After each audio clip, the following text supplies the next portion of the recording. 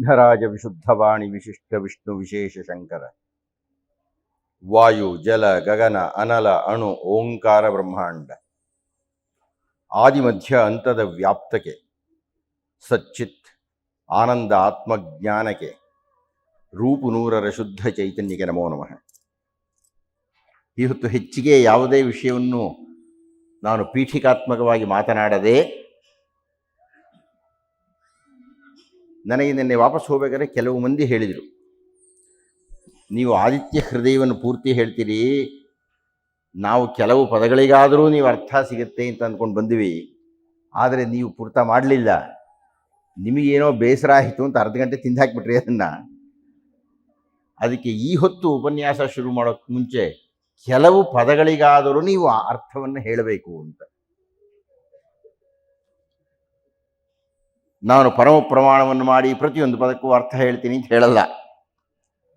ಆದರೆ ಯಾವುದು ಪದಗಳು ನಿಮಗೆ ಅರ್ಥ ಆಗಲೇಬೇಕು ಅಂತ ನನಗೆ ಅನ್ನಿಸಿದೆಯೋ ಅಂತಹ ಕೆಲವು ಪದಗಳನ್ನು ಮಾತ್ರ ನಿಮ್ಮ ಗಮನಕ್ಕೆ ತಂದು ನಾನು ಮುಂದಕ್ಕೆ ಹೋಗಿ. ಪ್ರಾರಂಭದ್ದು ಬಿಡಿ, ಸರ್ವದೇವಾತ್ಮಕೋ ಶೇಷ ತೇಜಸ್ವೀರಶ್ವಿಭಾವನಃ, ಇದನ್ನೆಲ್ಲ ನಾನು ಹೇಳಲ್ಲ ನಿಮಗೆ. ಅದರ ಒಟ್ಟು ಅರ್ಥ ಏನಪ್ಪ ಅಂದರೆ, ಮುಂದೆ ಬರತಕ್ಕಂತಹ ಪಟ್ಟಿಯಲ್ಲಿರುವ ಎಲ್ಲ ದೈವಗಳು ಸೂರ್ಯನಾರಾಯಣನಲ್ಲಿಯೇ ಅಂತರ್ಗತವಾಗಿ ಬಿಟ್ಟಿದೆ ಅಂತ. ಪ್ರತ್ಯಕ್ಷ ದೈವ ಸೂರ್ಯನಾರಾಯಣ, ಅದನ್ನು ನಾನು ನಿನ್ನೆ ಹೇಳಿದ್ದೇನೆ. ಈಗ ಆ ಹೆಸರುಗಳನ್ನು ಹೇಳ್ತಾ ಹೋಗ್ತಾನೆ. ಆ ಹೆಸರುಗಳ ಆ ವಿವರಣೆಯೇ ಒಂದು ಅದ್ಭುತ. ನಾನು ಮತ್ತೆ ಹೇಳ್ತೀನಿ, ಆದಿತ್ಯ ಹೃದಯವನ್ನು ನಾನು ನಿಮಗೆ ಚರ್ಚೆ ಮಾಡಬೇಕಾಗಿದ್ದರೆ, ನಿಮ್ಮ ಗಮನಕ್ಕೆ ನನಗೆ ಸಮಾಧಾನವಾಗುವಂತೆ ತರಬೇಕಾದ್ರೆ ಕನಿಷ್ಠ ಒಂದು 3-4 ಉಪನ್ಯಾಸಗಳಾದರೂ ಬೇಕಾಗುತ್ತೆ. ಅಷ್ಟು ವೇದಗರ್ಭಿತವಾದ ರಹಸ್ಯಗಳನ್ನೆಲ್ಲ ಅಡಕ ಮಾಡಿ ಆ ಮಹರ್ಷಿಗಳು ಯಾಕೆ ಶ್ರೀಮದ್ ರಾಮಾಯಣದಲ್ಲಿ ಕೊಟ್ಟಿದ್ದಾರೆ ಅಂದರೆ, ಅದಕ್ಕೆ ಒಂದು ಕಾರಣ ಇದೆ. ನಮಗೆಲ್ಲರಿಗೂ ವೇದವನ್ನು ಓದ್ತಕ್ಕಂಥ ಕ್ರಮ ಗೊತ್ತಿಲ್ಲ. ಅದಕ್ಕೆ ಇರತಕ್ಕಂಥ ಉದಾತ್ತವೋ ಅನುದಾತ್ತವೋ ಕಂಪಿತವೋ ಇಂಥದ್ದೇನೇನೋ ಇರ್ತದೆ, ಅದೆಲ್ಲ ಹೇಳಲಿಕ್ಕೆ ನಮಗೆ ಬರಲ್ಲ. ಹಾಗೆ ಹೇಳದೆ ವೇದವನ್ನು ಓದಬಾರದು ಅನ್ನತಕ್ಕಂಥ ಒಂದು ಶಾಸ್ತ್ರ, ಒಂದು ಅಧಿಕಾರ ನಿರ್ಣಯದ ಮಾತು. ಅದು ಕಾರಣ ವಾಲ್ಮೀಕಿ ಮಹರ್ಷಿಗಳು ಯಾರೇ ಬೇಕಾಗಿದ್ದರೂ ಓದಬಹುದು, ಅಷ್ಟು ಸರಳವಾಗಿ ಯಾವುದೇ ಉದಾತ್ತ ಅನುದಾತ್ತವಿಲ್ಲದೆ ಸರಿತವಿಲ್ಲದೆ ಓದಬಹುದಾದಂತಹ ಕಾವ್ಯಮಯವಾಗಿ ನೀವು ಗಮನ ಇಟ್ಟು ನೋಡಬೇಕು. ಇಡೀ ಶ್ರೀಮದ್ ವಾಲ್ಮೀಕಿ ರಾಮಾಯಣದಲ್ಲಿ ಸ್ತೋತ್ರ ಅಂತ ಬಂದಿರತಕ್ಕಂಥದ್ದು ಆದಿತ್ಯ ಹೃದಯ ಒಂದೇ. ಅದು ಯಾರು ರಾಮ ತಾರಕ ಮಂತ್ರವನ್ನು ಉಪದೇಶ ಮಾಡಿದರೋ, ಮುಂದೆ ಯಾರು ರಾಮತಾರಕ ಮಂತ್ರವನ್ನು ಉಪದೇಶ ಮಾಡಿದರೋ ಆ ಅಗಸ್ತ್ಯ ಮಹರ್ಷಿಗಳೇ ಬಂದು ಹೇಳಿದಂಥ ಉಪದೇಶ ಇದು, ರಾಮರಿಗೆ ಹೇಳಿದ ಉಪದೇಶ. ಹೀಗಾಗಿ ಇದು ಅತ್ಯಂತ ಶ್ರೇಷ್ಠವಾಗಿರತಕ್ಕಂತಹ ಸ್ತೋತ್ರ.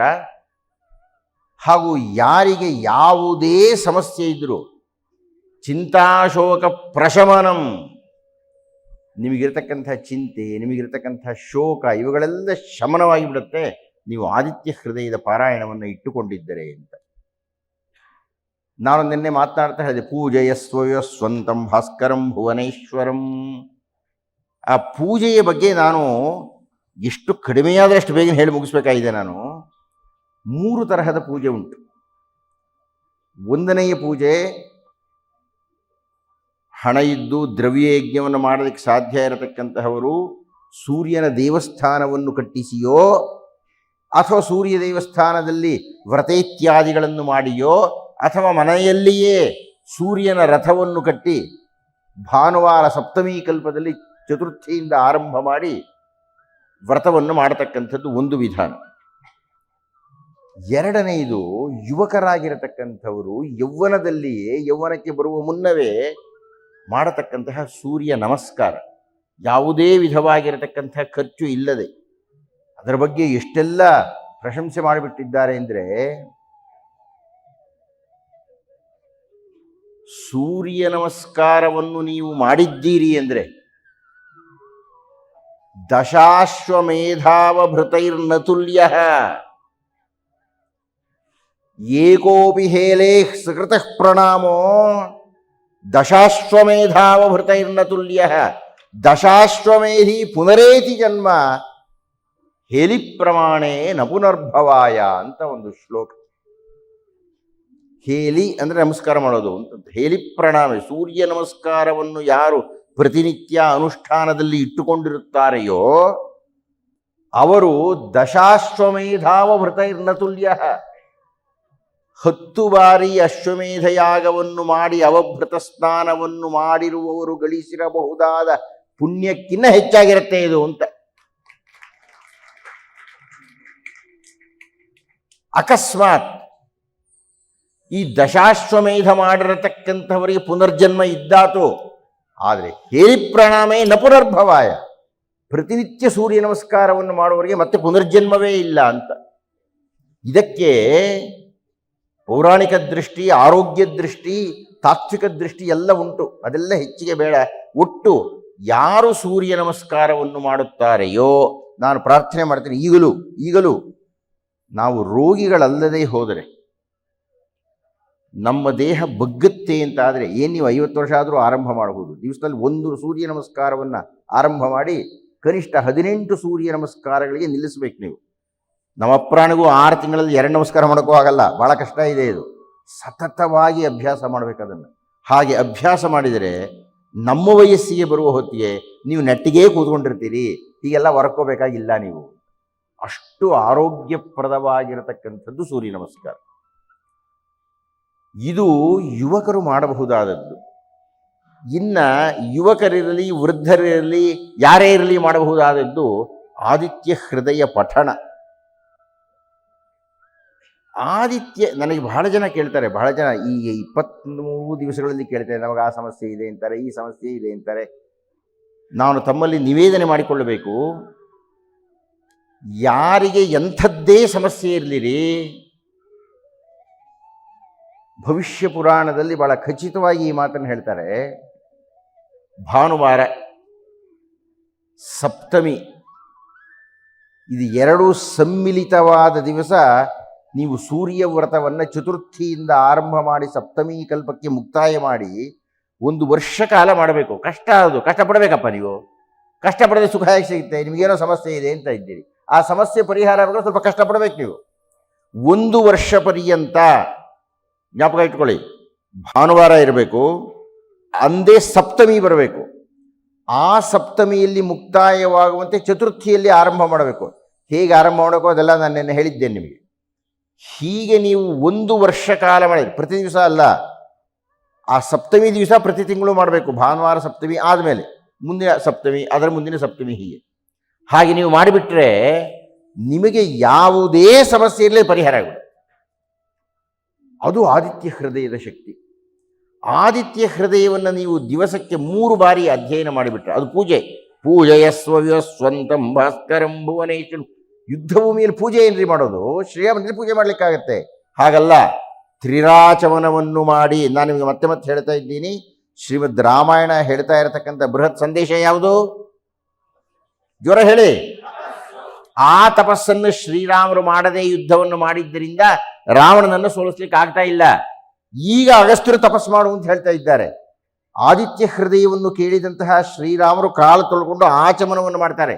ಆಚಮನವನ್ನು ಮಾಡಿ ಆಮೇಲೆ ಯುದ್ಧವನ್ನು ಆರಂಭ ಮಾಡ್ತಾರೆ, ಗೆಲ್ತಾರೆ. ಆಮೇಲೆ ಬೇರೆ ಅಂದರೆ ಅದು ಯುದ್ಧವೇ ಇರಲಿ, ಶೃಂಗಾರವೇ ಇರಲಿ, ಪರೀಕ್ಷೆಯೇ ಇರಲಿ, ದೈನಂದಿನ ಚಟುವಟಿಕೆಯೇ ಇರಲಿ, ನೀವು ಒಮ್ಮೆ ಆದಿತ್ಯ ಹೃದಯ ಪಠಣವನ್ನು ಮಾಡಿಬಿಟ್ಟಿರೋ ನಿಮಗೆ ಜಯವೇ, ಸೋಲು ಅನ್ನುವುದೇ ಇಲ್ಲ. ಆದಿತ್ಯ ಸವಿತಾ ಸೂರ್ಯ ಖಗಃ ಪೂಷಾ ಗಭಸ್ತಿವಾನ್ ಸುವರ್ಣ ಸದೃಶೋ ಭಾನು ಸ್ವರ್ಣರೇತಾ ದಿವಾಕರ. ಇದು ಶ್ಲೋಕ ಆರಂಭ ಆಗುತ್ತೆ. ಸರ್ವದೇವಾತ್ಮಕ ಈತ ಅಂತ ಹೇಳಿದ ಮೇಲೆ ಈ ಶ್ಲೋಕದ ಕೆಲವು ಪದಗಳನ್ನು ನೋಡಿ. ಆದಿತ್ಯ ಅರ್ಥ ನಿಮಗೆ ಗೊತ್ತಾ? ಅದಿತಿಯ ಪುತ್ರ ಅಂತ ಹೇಳಬೇಡಿ, ಅದಲ್ಲ, ಅದು ಮುಂದೆ ಬರುತ್ತೆ. ಅದಿತೇ ಪುತ್ರ ಅಂತ ಬರುತ್ತೆ. ಒಂದೊಂದು ಪದವು ಬಹಳ ಅಮೂಲ್ಯವಾದದ್ದು. ಏನು ಈ ಪದಗಳ ಅರ್ಥ ಅಂತ ಸುಮ್ಮನೆ ಮಹರ್ಷಿಗಳು ಆ ಪದ ಏನು ಅದ್ಭುತವಾಗಿ ಕೋದಿದ್ದಾರೆ ಗೊತ್ತೇನ್ರಿ? ನೀವು ಅದನ್ನು ಉರು ಹಚ್ಚಿಬಿಟ್ಟು ಅದನ್ನು ಹೇಳ್ತಾ ಇದ್ದರೆ ಪರಮಾನಂದವಾಗಿಬಿಡುತ್ತೆ ನಿಮಗೆ. ನೀವು ಅದನ್ನು ಹೇಳಿ ದಿನ ಆರಂಭ ಮಾಡೋದ್ರಿಂದ ದಿವಸವೆಲ್ಲ ಸೊಗಸಾಗಿರುತ್ತೆ. ನೀವು ಅದನ್ನು ಅನುಭವಿಸಿ ನೋಡಿ. ಆದಿತ್ಯ ದತ್ತ ಅಂದ್ರೇನು? ಆದತ್ತ ಅಂತ ಇದರ ಅರ್ಥ. ಆದತ್ತ ಅನ್ನುವುದರಿಂದ ಆದಿತ್ಯ ಅನ್ನುವುದು ಬಂದಿದೆ. ದತ್ತ ದತ್ತ ಕೊಡ್ತಕ್ಕಂಥದ್ದು. ಆದತ್ತ,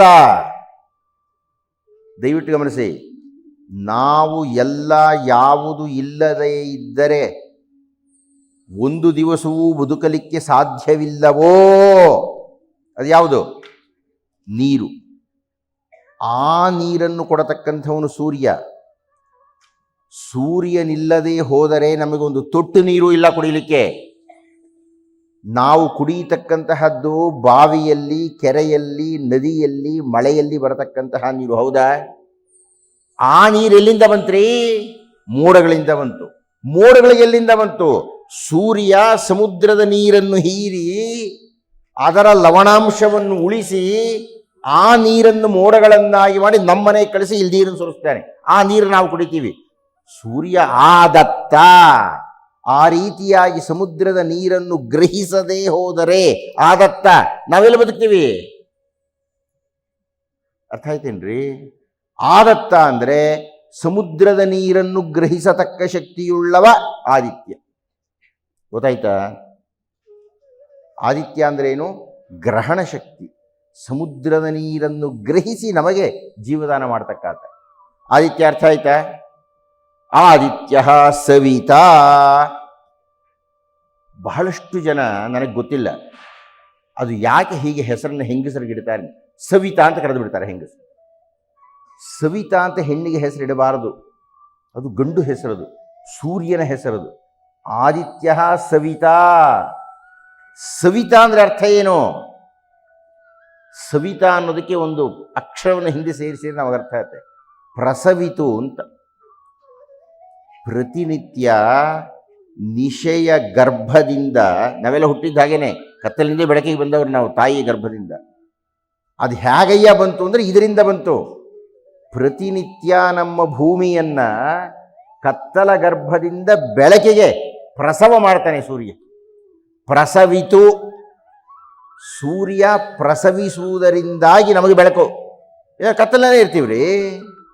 ಸವಿತಾ ಅಂದರೆ ಬೆಳಕನ್ನು ನೀಡತಕ್ಕಂಥವನು, ಪ್ರಸವ ಮಾಡತಕ್ಕಂಥವನು ಪ್ರತಿನಿತ್ಯ ಈ ನಮ್ಮ ಭೂಮಿಯನ್ನ. ಆದಿತ್ಯ ಸವಿತಾ ಸೂರ್ಯ. ಸೂರ್ಯ ಅನ್ನತಕ್ಕಂತಹ ಶಬ್ದ ನಿಮಗೆ ಅರ್ಥ ಆಗಬೇಕಾಗಿದ್ದರೆ, ಶ್ರೀರಾಮರು ವಾಲಿ ವಧೆಯ ನಂತರ ತಾರೆಯನ್ನು ಸಮಾಧಾನ ಮಾಡ್ತಾ ಒಂದು ಶ್ಲೋಕವನ್ನು ನಮಗಾಗಿ ಹೇಳ್ತಾರೆ. ನೀವು ಶ್ರೀಮದ್ ರಾಮಾಯಣವನ್ನು ಮೇಲೆ ಮೇಲೆ ನೋಡಿದರೆ ಅರ್ಥ ಆಗೋದಿಲ್ಲ, ಅದು ಬರೀ ಕಥೆ ಗೊತ್ತಾಗುತ್ತೆ ಅಷ್ಟೇ. ತಾರೆಗೆ ಸಮಾಧಾನ ಮಾಡಿ ಅಲ್ಲಿರತಕ್ಕಂಥ ಎಲ್ಲ ಕಪಿಗಳನ್ನು ಉದ್ದೇಶಿಸಿ, ನಾವು ಕಪಿಗಳೇ ತಾನೆ, ನಮ್ಮನ್ನು ಉದ್ದೇಶಿಸಿ ಅವರು ಹೇಳ್ತಾರೆ, ನಿಯತಿ ಕಾರಣಂ ಲೋಕೆ ನಿಯತಿ ಕರ್ಮ ಸಾಧನಂ ನಿಯತಿ ಸರ್ವಭೂತಾನಾಂ ನಿಯೋಗೇಶ್ವಿಹ ಕಾರಣಂ. ನಿಯತಿ ಕಾರಣಂ ಲೋಕೆ. ಈ ಲೋಕ ಎಲ್ಲಿಂದ ಬಂತಯ್ಯ ಅಂದರೆ ವಿಧಿಯಿಂದ ಬಂತು. ಆ ನಿಯತಿ ನಮಗೆ ಗೊತ್ತಿಲ್ಲ ಅದು ಯಾವುದು ಅಂತ. ಅದನ್ನೇ ನಮ್ಮ ಋಷಿಗಳು ಬಹಳ ಬಹಳ ಬಹಳ ಬಹಳ ಪ್ರಯತ್ನಪಟ್ಟು ಯಥೋ ವಾಚೋ ನಿವರ್ತಂತೆ ಅಪ್ರಾಪ್ಯ ಮನಸಾ ಸಹ ಅಂತ ಹೇಳಿದರು. ಅಯ್ಯ, ನಾವು ಆ ಶಕ್ತಿಯನ್ನು ನೋಡ್ಲಿಕ್ಕೆ ಹೋಗ್ತಾ ಇದ್ದೇವೆ, ಅಪ್ರಾಪ್ಯ, ನಮಗದು ಸಿಗ್ತಾ ಇಲ್ಲ, ಹೇಳಲಿಕ್ಕೆ ಆಗ್ತಾನೆ ಇಲ್ಲ ನಮಗದನ್ನು. ಅಪ್ರಾಪ್ಯ ಮನಸ, ನಮಗೆ ಮನಸ್ಸು ಗೊತ್ತಿದೆ, ಹೇಳೋಕ್ಕಾಗ್ತಾ ಇಲ್ಲ. ಆ ಒಂದು ನಿಯತಿ ಇದೆಯಲ್ಲ, ಆ ಒಂದು ವಿಧಿ ಇದೆಯಲ್ಲ, ಮತ್ತೆ ಮತ್ತೆ ನಾವು ವಿಧಿ ಬಗ್ಗೆ ಮಾತಾಡಿದ್ದೇವೆ ಈ 23 ದಿವಸಗಳಲ್ಲಿ. ನಿಯತಿ ಕಾರಣಂ ಲೋಕೆ. ಈ ಲೋಕದ ಕಾರಣಕ್ಕೆ, ಈ ಲೋಕದ ಸೃಷ್ಟಿಗೆ ಯಾರಯ್ಯ ಕಾರಣ ಅಂದರೆ ನಿಯತಿ. ನಿಯತಿ ಕಾರ್ಯ ಸಾಧನಂ. ಯಾಕೆ ಇಷ್ಟೊಂದು ಜನ ಇಲ್ಲಿ ಬಂದು ಕೂತ್ಕೊಂಡಿದ್ದೀರಿ? ನಿಯತಿ. ಇಲ್ಲಿ ಸುಮ್ಮನೆ ಬರ್ತಾ ಇಲ್ಲ ನೀವು, ಅದು ವಿಧಿ. ಇವತ್ತೇ ಯಾಕೆ ಕೂತ್ಕೊಂಡ್ರಿ? ವಿಧಿ. ಹಾಗೆ ನಿಯತಿ ಸರ್ವಭೂತಾನ. ನಾವೆಲ್ಲ ಯಾಕ್ರಿ ಹುಟ್ಟಿದೀವಿ ಗೊತ್ತೇನ್ರಿ? ಓಹ್, ಆ ಪ್ರಶ್ನೆಗೆ ಉತ್ತರ ಹೇಳೋಕೆ 1 ಗಂಟೆ ಬೇಕು, ಅದಕ್ಕೆ ನಾನು ಉತ್ತರ ಹೇಳ್ತಾ ಇಲ್ಲ. ನಮ್ಮ ಕಾರಣಕ್ಕೆಲ್ಲ ವಿಧಿಯೇ ಕಾರಣ, ನಾವು ಹುಟ್ಟಿರೋದಕ್ಕೆ. ಕೊನೆಯದಾಗಿ ಒಂದು ವಾಕ್ಯ ಹೇಳ್ತಾರೆ, ನಿಯೋಗೇಶ್ವಿಹ ಕಾರಣಂ. ನಿಯೋಗೇಶ್ವಿಹ ಕಾರಣಂ. ಈ ನಮ್ಮಲ್ಲಿ ಏನೋ ಪ್ರೇರಣೆ ಆಗುತ್ತಲ್ಲ ಇದ್ದಕ್ಕಿದ್ದಾಗೆ, ಏನೋ ಅಂದ್ಕೊಂಡಿರ್ತೀವಿ, ಇದ್ದಕ್ಕಿದ್ದಾಗೆ ಏನೋ ಹೊಡೆದು ಬಿಡುತ್ತೆ ನಮಗೆ. ಏನೋ ಸಮಸ್ಯೆ ಇರುತ್ತೆ, ಹೇಗೆಯ ಪರಿಹಾರ? ಮಲ್ಕೊಂಡು ಎದ್ದೇಳ್ತೀವಿ, ಏನೋ ಹೊಡೆದು ಬಿಡುತ್ತೆ ನಮಗೆ.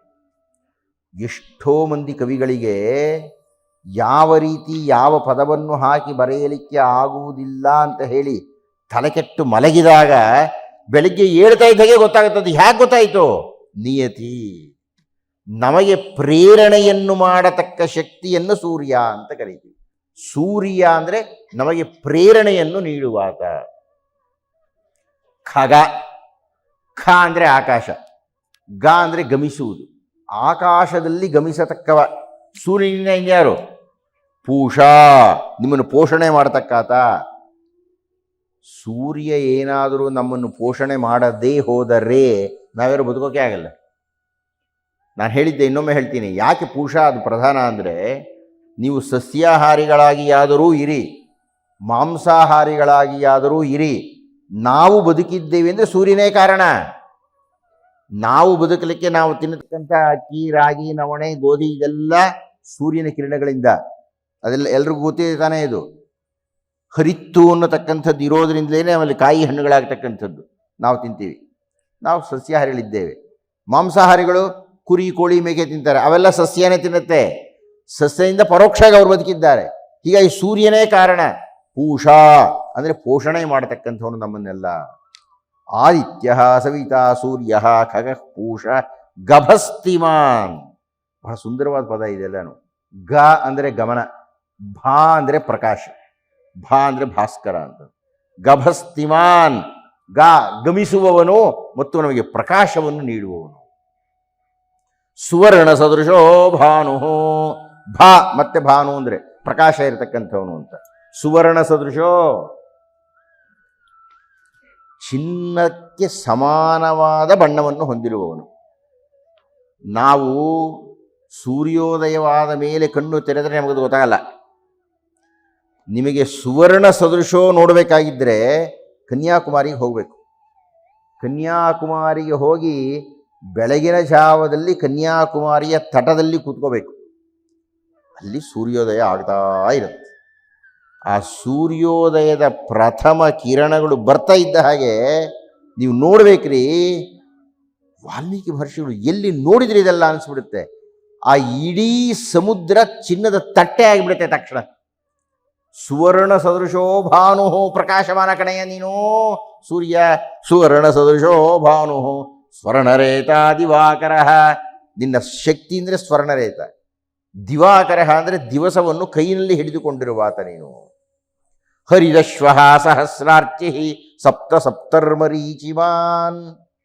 ಹರಿದಶ್ವ, ವಾಸ್ತವವಾಗಿ ಅಶ್ವ ಅಂದರೆ ನಾವು ಒಂದು ಪ್ರಾಣಿಗೆ ಆ ಹೆಸರನ್ನು ಇಟ್ಟಿದ್ದೇವೆ. ಕುದುರೆಗೆ ಅಶ್ವ ಅಂತ ಕರಿತೀವಿ. ನಿಜವಾದ ಅಶ್ವ ಅಂದರೆ ಬೇಗ ಓಡುವುದು ಅಂತ. ಇಡೀ ಪ್ರಪಂಚದಲ್ಲಿ ಅತ್ಯಂತ ವೇಗವಾಗಿ ಓಡತಕ್ಕದ್ದು ಯಾವುದು? ಸೂರ್ಯ ಕಿರಣಗಳು. ಕ್ಷಣ ಮಾತ್ರದಲ್ಲಿ 6 ಗಂಟೆಗೆ ಸೂರ್ಯೋದಯ ಆಗ್ತಾ ಇದ್ರೆ ಸಾವಿರ ಸಾವಿರ ಸಾವಿರ ಸಾವಿರ ಸಾವಿರ ಸಾವಿರ ಸಾವಿರ ಮೈಲುಗಳು ಇದೆಯಲ್ರಿ ಅಂತರ ಕ್ಷಣ ಮಾತ್ರದಲ್ಲಿ ಬಂದ್ಬಿಡುತ್ತೆ ಇದು. ಅದಕ್ಕೆ ಅಶ್ವ ಅಂತ ಹೆಸರು. ಆಮೇಲೆ ನಾವು ಈ ಕುದುರೆಗೆ ಆ ಹೆಸರನ್ನ ಇಟ್ಕೊಂಡ್ವಿ, ಅಶ್ವ. ಯಾವ ಅಶ್ವನಯ್ಯ? ಹರಿತ್ ಅಶ್ವ. ನಾನು ಈಗ ತಾನೇ ಹೇಳಿದೆ, ನಾವು ಊಟ ಮಾಡ್ಲಿಕ್ಕೆ ಕಾರಣ ಏನಪ್ಪ ಅಂದರೆ ಆ ಸೂರ್ಯನ ಕಿರಣಗಳಿಂದಾಗಿ ಉತ್ಪತ್ತಿಯಾಗತಕ್ಕಂತಹ ಹರಿತ್ತಿನಿಂದ ಬರತಕ್ಕಂತಹ ಸಸ್ಯಾಹಾರ ಅಂತ. ಈ ಹರಿದಶ್ವ ಅನ್ನೋದಕ್ಕೆ ನಾನು ಅರ್ಧ ಗಂಟೆ ಉಪನ್ಯಾಸ ಕೊಡಬೇಕು. ಧರ್ಮರಾಯನಿಗೆ ಆದಂತಹ ಅನುಗ್ರಹ ಹರಿದಶ್ವ ಅನ್ನೋದು ಎಷ್ಟು ಪ್ರಭಾವಿಯಾಗಿತ್ತು ಅಂತ. ಹರಿದಶ್ವ ಸಹಸ್ರಾರ್ಚಿ ಅಂದರೆ 1000 ಕಿರಣಗಳನ್ನು ಹೊಂದಿರುವಾತ ಅಂತ. ಸಪ್ತ ಸಪ್ತರ್ಮರೀಚಿಮಾನ್, 2 ಬಾರಿ ಸಪ್ತ ಸಪ್ತ ಅಂತ ಬರುತ್ತೆ. ಒಂದು ಆ ಸೂರ್ಯನ ಕುದುರೆಗಳಿಗೆ ಇಟ್ಟಿರತಕ್ಕಂಥ ಹೆಸರುಗಳು 7. ಇನ್ನು 2ನೇ ಸಪ್ತ ಅಂದರೆ ಆತನಲ್ಲಿ ಇರತಕ್ಕಂತಹ ಗಾಯತ್ರಿ, ಅನುಷ್ಠುಪ್, ತ್ರಿಷ್ಠುಪ್, ಜಗತಿ, ಪಂಕ್ತಿ ಇತ್ಯಾದಿ 7 ಛಂದಸ್ಸುಗಳು. ಅಥವಾ ಜಯ, ಜಯಭದ್ರ, ಅಜಯ, ಅಪರಾಜಿತ, ನಂದ, ಭದ್ರ ಅನ್ನತಕ್ಕಂಥ 7 ಕುದುರೆಗಳು. ಸಪ್ತ ಸಪ್ತರ್ ಮರೀಚಿಮಾನ್, ತಿಮಿರೋನ್ಮಥನಃ, ಕತ್ತಲನ್ನು ಧ್ವಂಸ ಮಾಡೋನು. ಶಂಭು, ನೋಡಿ ಎಲ್ಲಿಗೆ ಸಂಬಂಧ. ನನಗೆ ಕಾಲ ಇದ್ದಿದ್ರೆ ಏಷ ಬ್ರಹ್ಮಾಚ ವಿಷ್ಣುಶ್ಚ ಶಿವ ಸ್ಕಂದ ಪ್ರಜಾಪತಿ ಮಹೇಂದ್ರ ಧನದ ಕಾಲ ಯಮಃ ಸೋಮಃ ಅಪಾಂಪತಿ ಪಿತರಃ ವಸವೋ ಸಾಧ್ಯಾಚ್ಯಶ್ವಿನೋ ಮರುತೋ ಮನು ಕವಿರ್ವನ್ಹಿ. ಈ ಎಲ್ಲವೂ ಸೂರ್ಯ ಹೇಗೆ ಆಗ್ತಾನೆ ಅಂತ ಹೇಳಬಹುದಾಗಿತ್ತು.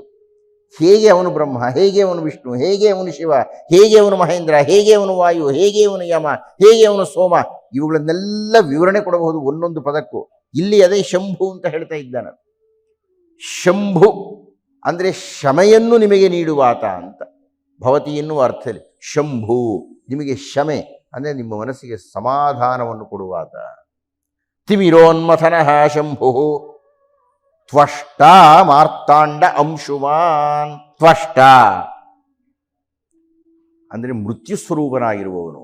ನಿನ್ನೆ ನಾನು ಮಾತಾಡ್ತಾ ಹೇಳಿದೆ, ಮೃತ್ಯು ಅನ್ನತಕ್ಕಂಥದ್ದು ನಮಗೆ ಸಿಕ್ಕಿರತಕ್ಕಂಥ ಎಷ್ಟು ಅಮೂಲ್ಯವಾದಂತಹ ವರ ಅನ್ನುವುದನ್ನು ಹೇಳಿದೆ. ತ್ವಷ್ಟ ಅಂದರೆ ಎಲ್ಲವನ್ನು ಪ್ರಲಯ ಮಾಡತಕ್ಕಾತ. ಮಾರ್ತಾಂಡ, ನಿನ್ನೆ ಮಾತಾಡಿದವರು ಈ ಪದನ ಕೇಳಿದ್ರು. ಮಾರ್ತಾಂಡ ಅಂತ ನಮಗೆ ಅರ್ಥವೇ ಗೊತ್ತಿಲ್ಲಲ್ಲ ಸ್ವಾಮಿ. ಅದೊಂದು ಪದವನ್ನು ಹೇಳಿ ಆದಿತ್ಯ ಹೃದಯವನ್ನು ನಿಲ್ಲಿಸ್ತೀನಿ ನಾನು. ಮಾರ್ತಾಂಡ ಅಂದರೆ ಒಮ್ಮೆ ಕಶ್ಯಪ ಬ್ರಹ್ಮರ್ಷಿಗಳ ಪತ್ನಿಯಾಗಿರತಕ್ಕಂತಹ ಅದಿತಿ ಗರ್ಭಿಣಿಯಾಗಿದ್ದಾಳೆ. ಬುಧ ಬಂದಿದ್ದಾನೆ, ಭಿಕ್ಷೆಯನ್ನು ಕೇಳಿದ್ದಾನೆ. ನೀವು ದಾನ ಮಾಡಿ ಪುಣ್ಯ ಸಂಪಾದನೆಯನ್ನು ಮಾಡಿಕೊಳ್ಳುವುದಕ್ಕಾಗಿ ಕೊಡುವುದು ಬೇರೆ, ಭಿಕ್ಷೆ ಕೊಡುವುದು ಬೇರೆ. ತಗೊಂಡೋಗಯ್ಯ ಅದು ಬೇರೆ. ನೀವು ದಾನ ಮಾಡ್ತಾ ಇದ್ದೀರಿ ಅಂದರೆ ನಿಮ್ಮ ಪಾಪವನ್ನು ಕಳೆದುಕೊಳ್ಳುತ್ತಿದ್ದೀರಿ ಅಂತ. ನೀವು ಯಾರಿಗೆ ಏನಾದರೂ ದಾನ ಮಾಡ್ತೀರಲ್ಲ, ಅವನು ಯಾರೋ ಪೆದ್ದ ತೊಗೊಳ್ತಾನಲ್ಲ ದಾನನ, ನೀವು ಕೊಡೋ ಪುಟಾಣಿ ದುಡ್ಡಿಗೆ. ನೀವು ಉಪ್ಪು ಕೊಡ್ತಾ ಇದ್ದೀರಿ ಅಂದರೆ 5,000 ಕೊಡು ಅಂತ ಹೇಳಬೇಕು. ಕೆಟ್ಟದ್ದು ತೊಗೊಂಬಿಟ್ರೆ ಹರಳೆಣ್ಣೆ ಅಥವಾ ತಿಲ ಎಳ್ಳೆಣ್ಣೆ ಕೊಡ್ತೀರಿ ಇನ್ನಿ, ಅದು ಶನೈಶ್ವರನನ್ನು ಪ್ರತಿನಿಧಿಸುತ್ತೆ. ಆ ಪೆದ್ದಣ್ಣ ನೀವು 500 ರೂಪಾಯಿ ಮೇಲಿಟ್ಟಿದ್ರೆ 500 ರೂಪಾಯಿ ತೊಗೊಂಡ್ಬಿಡ್ತಾನೆ. ನಿಮ್ಮ ಪಾಪ ಎಲ್ಲ ತಲೆ ಸುತ್ತಕೊಂಡ ಅಂತ ಅವನು. ದಾನವನ್ನು ಕೊಡುವವರು ಬಹಳ ಪುಣ್ಯವಂತರು, ತಗೊಳ್ಳೋನು ಪೆದ್ದಣ್ಣ. ತಗೊಂಡ್ರೆ ಅವನು ತಗೋಬೇಕು, ಅದು ಬೇರೆ ಹಣೆ ಬರಹ. ವೈದಿಕರಿಗೆ ತಗೊಳ್ಳೇಬೇಕು ಅವ್ರ ದಾನನ. ತಗೊಂಡ ಮೇಲೆ ಅವರು ನೆಟ್ಟಿಗೆ ಪದ್ಮಾಸನ ಹಾಕ್ಕೊಂಡು 1,00,000 ಗಾಯತ್ರಿ ಮಾಡಬೇಕು. ಮಾಡದೇ ಇದ್ರೆ ಅವರು ಸುತ್ಕೊಂಡ್ಬಿಡುತ್ತೆ. ನಾವಂಥದ್ದು 100 ನೋಡ್ಬಿಟ್ಟಿದ್ದೀವಿ. ಅಂತೂ ದಾನ ಮಾಡುವುದು ಬೇರೆ. ಬುಧ ಬಂದಿದ್ದಾನೆ ಆ ಹೊತ್ತು ಅದಿತಿಯ ಮನೆಗೆ, ಭಿಕ್ಷೆಯನ್ನು ಕೇಳಿದ್ದಾನೆ. ಬಂದಿರೋನು ಬುಧ ಹೀಗೆ ಗರ್ಭವತಿ ಸ್ವಲ್ಪ ಒಳಗಿನಿಂದ ಆ ದಾನವನ್ನು ಕೊಡಲಿಕ್ಕೆ ತರುವುದು ನಿಧಾನವಾಯಿತು. ಅವನಿಗೆ ಸಿಟ್ಟು ಬಂತು. ದಾನ ಸಿಟ್ಟೆ ಮತ್ತದು ಏನು ನೈವಾಗಿರೋಕ್ಕಾಗತ್ತೆ? ನಿನ್ನ ಪಾಪವನ್ನು ಪರಿಹಾರ ಮಾಡೋದಕ್ಕೆ ಬಂದಿದ್ದಾನೆ ಆತ. ನೀವು ತಡ ಮಾಡಿದರೆ, ಅಲಕ್ಷ್ಯ ಮಾಡಿದರೆ ಅವನಿಗೆ ಸಿಟ್ಟು ಹೋಗಿ ಶಾಪ ಕೊಟ್ಟು, ನಿನ್ನ ಗರ್ಭದಲ್ಲಿರುವ ಗರ್ಭಸ್ಥ ಶಿಶು ಸಾಯಿಲಿ ಅಂದ್ಬಿಟ್ಟು. ತಗೊಳ್ಳಿಲ್ಲ, ವಾಪಸ್ ಹೋಗ್ಬಿಟ್ಟ. ಬಂದು ಯಜಮಾನರಿಗೆ ಹೇಳಿಲ್ವ, ಸ್ವಾಮಿ ಹೀಗಾಗೋಗ್ಬಿಟ್ಟಿದೆ. ಕಶ್ಯಪ ಬ್ರಹ್ಮರ್ಷಿಗಳು ಹೇಳಿದರು, ಆಯಿತು ನೀನು ಒದ್ದಾಡಬೇಡ, ನಾನು ಅದಕ್ಕೆ ಪರಿಹಾರವನ್ನು ಮಾಡ್ತೀನಿ ಅಂತ ಹೇಳಿ ಆ ಮೃತವಾದ ಅಂಡದಿಂದಲೇ ಜೀವವಾಗುವಂತಹ ಮಂತ್ರವನ್ನು ಪ್ರಭಾವ ಮಾಡಿದರು. ಗಮನಿಸಿ, ಈಗ ಆ ಅಂಡ, ಆ ಪಿಂಡ, ಆ ಗರ್ಭಸ್ಥ ಶಿಶು ಸತ್ತು ಹೋಗಿದೆ. ಆ ಮೃತವಾದ ಅಂಡದಿಂದಲೇ ಮತ್ತೆ ಸಂಜೀವಿನಿಯನ್ನು ಕೊಟ್ಟು ಹುಟ್ಟಿಸಿದ್ದರಿಂದ ಆ ಅದಿತಿಗೆ ಹುಟ್ಟಿದಾತ ಆದಿತ್ಯನಾದ್ದರಿಂದ ಮೃತವಾದ ಅಂಡದಿಂದ ಬಂದದ್ದರಿಂದ ಮಾರ್ತಾಂಡ ಅನ್ನುವ ಹೆಸರು ಬಂತು. ಇಷ್ಟು ಹೇಳಿ ಆದಿತ್ಯ ಹೃದಯವನ್ನು ಮುಗಿಸೋಣ. ನಾನು ಹಿಂದೊಮ್ಮೆಯೇ ನಾನು ಹೇಳಿದ್ದೆ, ಯಾರು ಬಂದರೆ ರಾಷ್ಟ್ರಪತಿಗಳೇ ಬಂದಂತೆ ಆಗುತ್ತದೆಯೋ ಅಂತಹ ವೆಂಕಟಾಚಲಯ್ಯನವರು ಬಂದು ಕೂತ್ಕೊಂಡಿದ್ದಾರೆ. ಅವರು ಬಂದಿರೋದಕ್ಕೊಂದು ಕಾರಣ ಇದೆ. ಅವರು ಎಷ್ಟು ಸಜ್ಜನರು, ಎಷ್ಟು ಸರಳರು, ಎಷ್ಟು ಮೃದುವಾಕ್ಕುಗಳು, ಎಂತಹ ನ್ಯಾಯಮೂರ್ತಿಗಳು ಅಂದರೆ ಈ ಹೊತ್ತಿನ ನ್ಯಾಯ ತೀರ್ಮಾನ ಅವರ ಸಾಕ್ಷ್ಯದಲ್ಲಿ ಆಗಬೇಕಾಗಿದೆ. ಅವರು ಹಿಂದಿನ ಬಾರಿ ಬಂದಿದ್ದಾಗ ಹೇಳಿದರು, ಉಪನ್ಯಾಸ ಎಲ್ಲ ಮುಗಿದ ಮೇಲೆ ನನಗೆ ನಿಮ್ಮ ಹತ್ತಿರ ಅಗ್ನಿ ಪರೀಕ್ಷೆಯ ವಿಷಯವನ್ನು ಕೇಳಬೇಕಾಗಿದೆ ಅಂತ. ಅವರಿಗೆ ಅದರ ಬಗ್ಗೆ ಕೊಂಚ ಸಂದೇಹ ಇದೆ, ಅದು ನನಗೆ ಪರಿಹಾರ ಆಗಬೇಕು. ಆಗಿರುತ್ತೆ, ಸುಮ್ಮನೆ ಹೇಳ್ತಾರೆ ಅವರು ಅಷ್ಟೇ. ಏನೋ ಈ ಪೆದ್ದಣ್ಣನ ಮಾತು ಕೇಳೋಣ ಅಂತ ಅವ್ರಿಗೆ ಇಷ್ಟ. ಅವರ ಔದಾರ್ಯ, ಅವರ ಸರಳತೆ ಎಷ್ಟು ಹಿರಿದಾಗಿದೆ ಅಂದರೆ, ನಾನು ಆವತ್ತು ಹೇಳಿದೆ ಅವರಿಗೆ, ನಾನು ನಿಮಗೆ ಅದನ್ನು ದೃಶ್ಯಧ್ವನಿ ಸುರುಳಿಯನ್ನು ಕೊಡ್ತೀನಿ, ನೀವು ಮನೆಯಲ್ಲಿ ನೋಡಬಹುದು ಅಂತ. ಅದಕ್ಕೆ ಅವರು ಕೇಳಿದರು, ಯಾಕೆ ನಿಮ್ಮ ಉಪನ್ಯಾಸದಲ್ಲಿ ಬರಲ್ವಾ ಅಂದರು. ನನಗೆ ಎಲ್ಲಿ ಕಲ್ಪನೆ ಇತ್ತು ಇವ್ರೇನೋ ಸಲ ಬರ್ತಾರೆ ಅಂತ, ಅಷ್ಟು ಸುಲಭವೇ ಅವ್ರು ಕರೆಯೋದು ಅಂತ. ಅಲ್ಲ, ಬರುತ್ತೆ, ನಾನು ನಿಮಗೆ ಕೊಟ್ಕೊಳಿಸ್ತೀನಿ ಅಂದೆ. ಇಲ್ಲ ಇಲ್ಲ, ನಾನು ಬಂದು ಕೂತ್ಕೊಂಡು ಕೇಳ್ತೀನಿ, ಅವರೇ ಅಪ್ರಾರ್ಥಿತವಾಗಿ. ಇದನ್ನು ನಾವು ಸಂಸ್ಕೃತದಲ್ಲಿ ಏನು ಹೇಳ್ತೀವಿ ಅಂದರೆ, ಅಧಿಕಸ್ಯ ಅಧಿಕಂ ಫಲಂ ಅಂತ. ಆದರೆ ಇವರು ಬಂದಿದ್ದೇನೆ ಏನು ಹೇಳಬೇಕು ಅಂದರೆ, ಅಧಿಕಸ್ಯಾಧಿಕಸ್ಯಾಧಿಕಂ ಫಲಂ ಅಂತ ಹೇಳಿ ತಾವು ಬಂದಿರತಕ್ಕಂಥದ್ದು ಇಷ್ಟು ಮಾನ್ಯವಾಗಿದೆ, ಗೌರವವಾಗಿದೆ. ಹೀಗಾಗಿ ಆ ವಿಷಯವನ್ನು ನಾನು ಮಾತಾಡಬೇಕು. ಮತ್ತು ಪಟ್ಟಾಭಿಷೇಕದ ಬಗ್ಗೆ ಒಂದು ಸ್ಥೂಲ ನೋಟವನ್ನಾದರೂ ನಾನು ನಿಮಗೆ ಕೊಡಬೇಕು. ಈಗ ನಾವು ಶ್ರೀಮದ್ ರಾಮಾಯಣದಲ್ಲಿ ರಾವಣ ಪಾಪ ಸೋತು ಸಾರಥಿಯನ್ನು ಕರ್ಕೊಂಡು ಹೋಗಿದ್ದಾನೆ. ಆದಿತ್ಯ ಹೃದಯ ಎಲ್ಲ ಮುಕ್ತಾಯ ಆಗಿದೆ. ತಮೋಘ್ನಾಯ ಹಿಮಘ್ನಾಯ ಶತ್ರುಘ್ನಾಯ ಅಮಿತಾತ್ಮನೇ ಕೃತಘ್ನಘ್ನಾಯ ದೇವಾಯ. ಎಷ್ಟು ಅದ್ಭುತವಾಗಿದೆ ಆದಿತ್ಯ ಹೃದಯ ಅನ್ನತಕ್ಕಂಥ. ತಪ್ತ ಚಾಮೀಕರಾಭಾಯ ವಹ್ನಯೇ ವಿಶ್ವಕರ್ಮಣೇ ನಮಸ್ತಮೋಭಿನಿಘ್ನಾಯ ರವಯೇ ವಿಶ್ವಸಾಕ್ಷಿಣೇ. ಅಲ್ಲಿಗೆ ಆದಿತ್ಯ ಹೃದಯ ಮುಕ್ತಾಯ ಆಯಿತು. ಇದಾದ ಮೇಲೆ ಆದಿತ್ಯ ಹೃದಯ ಮುಗಿದ ಮೇಲೆ ಅಷ್ಟೊತ್ತಿಗೆ ರಾವಣನನ್ನು ಚೇತರಿಸ್ಕೊಂಡಿದ್ದಾನೆ. ಸಾರಥಿಯನ್ನು ಸ್ವಲ್ಪ ಬೈದ ಅವನು, ಯಾಕಯ್ಯ ಕರ್ಕೊಂಡು ಬಂದೆ ಅಂತ ಹೇಳಿದ. ಮತ್ತೆ ರಾವಣನ ಕರ್ಕೊಂಡು ಬಂದ.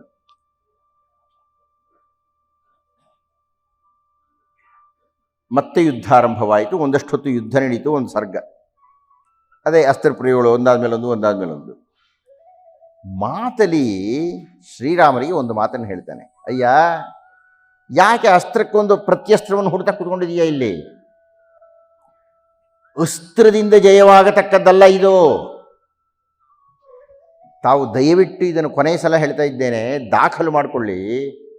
ನಮ್ಮ ಜೀವನದಲ್ಲಿ ನಾವು ಏನನ್ನಾದರೂ ಗೆಲ್ಲಬೇಕಾದ್ರೆ ಶಕ್ತಿಯಿಂದ ಅಲ್ಲ, ಅದು ಮಂತ್ರದಿಂದ, ಶಸ್ತ್ರದಿಂದ ಅಲ್ಲ, ಅದು ಶಾಸ್ತ್ರದಿಂದ. ಆದ್ದರಿಂದ ರಾವಣನನ್ನು ಗೆಲ್ಲಬೇಕಾದ್ದು ನೀನು ಯಾವ್ಯಾವುದೋ ಬಾಣ ಬಿಟ್ಟರಾಗೋದಿಲ್ಲ.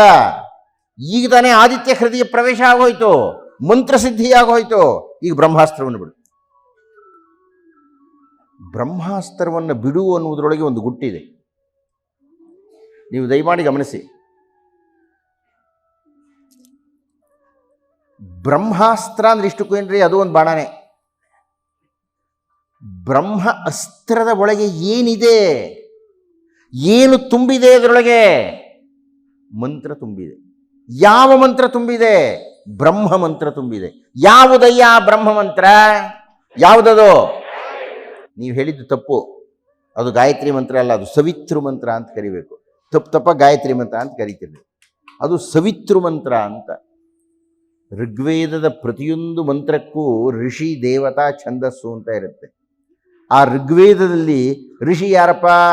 ದರ್ಶನ ಮಾಡಿದ್ದು ಯಾರಯ್ಯ ಅಂದರೆ ವಿಶ್ವಮಿತ್ರರು. ಮಧುಚ್ಛಂದ ವಿಶ್ವಮಿತ್ರ. ದೇವತೆ ಯಾರಪ್ಪ? ಆದಿತ್ಯ.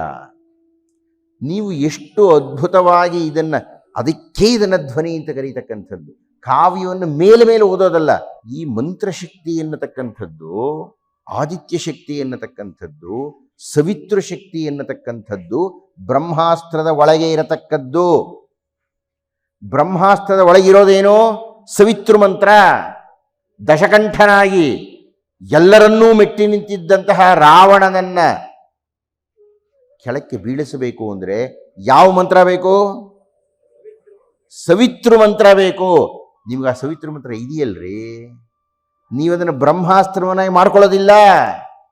ಯಾರು ಬ್ರಹ್ಮಾಸ್ತ್ರವನ್ನಾಗಿ ಮಾಡಿಕೊಳ್ಳುತ್ತಾರೆಯೋ ಅವ್ರನ್ನ ಯಾರು ಏನು ಮಾಡೋಕ್ಕಾಗಲ್ಲ. ಆಗ ತಾನೇ ಅಗಸ್ತ್ಯರಿಂದ ಉಪದೇಶ ಆಗಿದೆ. ಇದನ್ನು ದಾಖಲು ಮಾಡ್ಕೊಳ್ಳಿ ನೀವು. ಯಾರು ಅಂದರೆ ಯಾವುದೋ ಜಾತಿಯವರಲ್ಲ. ಸೂರ್ಯನನ್ನು ನೋಡೋಕೆ ಯಾವ ಜಾತಿ ಮತಗಳ ಪಂಥದ ಅಡ್ಡಿಯೂ ಇಲ್ಲ ಅದರೊಳಗೆ. ವೇದದ ಯಾವುದೇ ಮಂತ್ರದಲ್ಲಿ ಇಂಥವರೇ ಇದನ್ನು ಹೇಳಬೇಕು ಅಂತ ಇಲ್ಲ. ಎಲ್ಲ ಜಾತಿಯವರು, ಎಲ್ಲ ಲಿಂಗದವರು, ಎಲ್ಲ ವಯಸ್ಸಿನವರು ಹೇಳಬಹುದಾದಂತಹ ಅತ್ಯದ್ಭುತವಾದ, ಅನುಪಮವಾದ, ಅಸದೃಶವಾದ, ಮಹತ್ವಪೂರ್ಣವಾದಂತಹ, ಪ್ರಭಾವಯುತವಾದಂತಹ ಏಕೈಕ ಮಂತ್ರ ಅಂದರೆ ಸವಿತೃ ಮಂತ್ರ.